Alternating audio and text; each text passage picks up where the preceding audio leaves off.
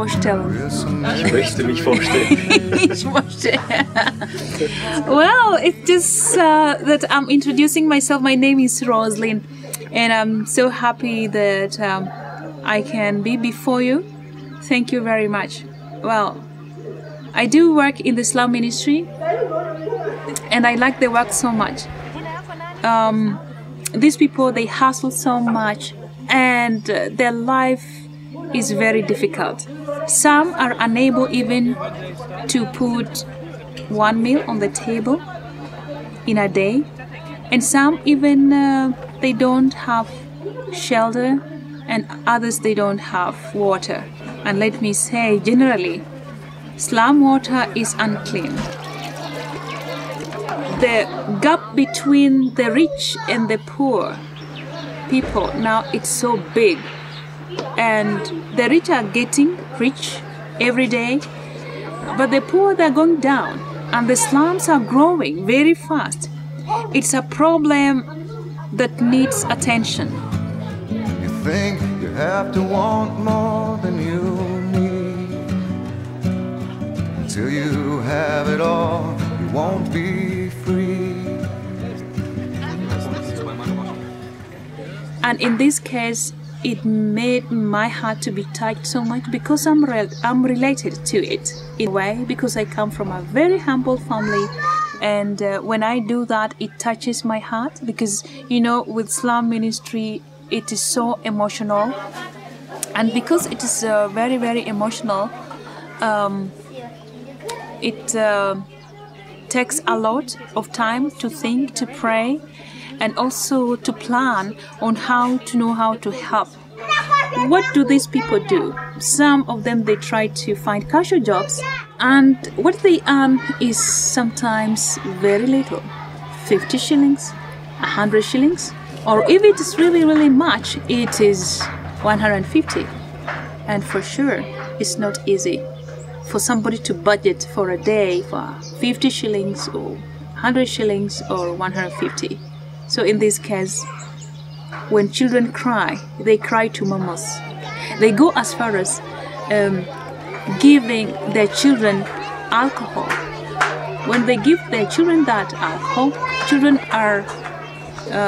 children get drunk so that they can sleep. And so the situation is not as easy as people think. Living in small houses, not really small houses, I call them small, just very tiny rooms, because they are not houses actually. A person can have a family of 8 people and also some relatives staying in a small room, like about 8 or about 10 people. So you wonder how they survive. Because of not having enough to live on, the people tend to go into crime and prostitution. When you go to the slum, there are no toilets, but if there are toilets, they're not clean at all. So sanitation is another very big issue. So in connection of what we normally do, also we build toilets and kitchen for the schools.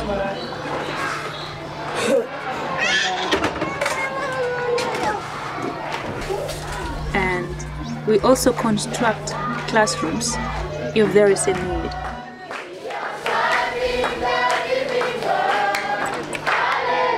And whom do we help as Slum ministry?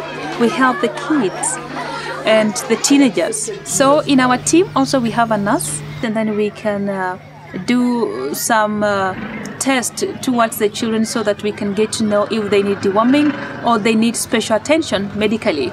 So that is one of the things also that we do. We partner with the pastors who have started projects in the slum areas, that is only schools, and because of that, it is much easier for us so that we can get to know where to help. And in that connection, so we normally also buy food. So when we buy food, we take the food to the schools, and that one helps at least the children to have food.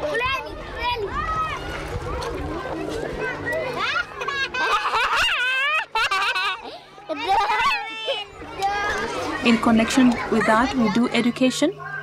Education is we pay school fees for high school students. We are having at the moment 29 students, that is in high school, and also in colleges, in polytechnic, and also in university. Also, apart from that, we do counseling to slum students, especially girls, and telling them on how to learn to appreciate themselves and also to learn on how to say no. And in connection to that, we do buy them basic needs, like what girls need every month. And so we try what we can, at least to bring a change in a child. And we thought it's good to bring a change in a child, and whereby we pray so much that when you bring a change to a child will in future bring a change to the whole community. It is 5 slums that we are trying to reach out to the slum kids, and the first goal that we are having is to share with the slum kids the love of Christ. Now, the program on Saturday, this is what we normally do, and I'm so grateful because there are many volunteers who come on Saturdays to come and help. Those people who normally come with us on Saturdays, we group ourselves in different categories, whereby we have teachers, and also we have people who help in preparing bread. 300 Kinder oder sowas, ne? 400. And some Jews.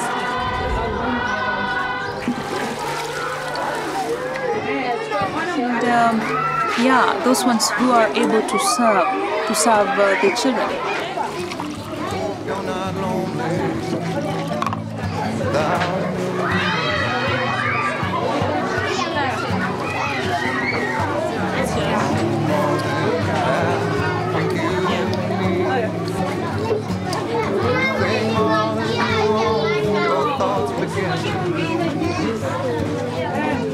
And this is really a very nice exercise, and then after serving the children, we take some time also to play with the children, because we have different items to play with, so we motivate the children to play with us. You're crazy, hope you're not lonely without me.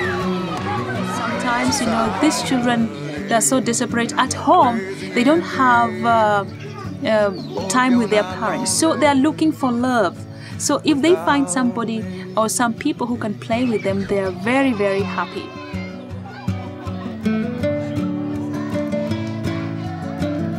Yeah, also I do appreciate so much, and thank you so much for your prayers and support. If you can support us financially, you're welcome. If you can support us with prayers, that is really good. Thank you. That we can work together to bring a change in a child. Just changing one life. It is really, really good to bring them Jesus, and also to bring them physical needs. God bless you.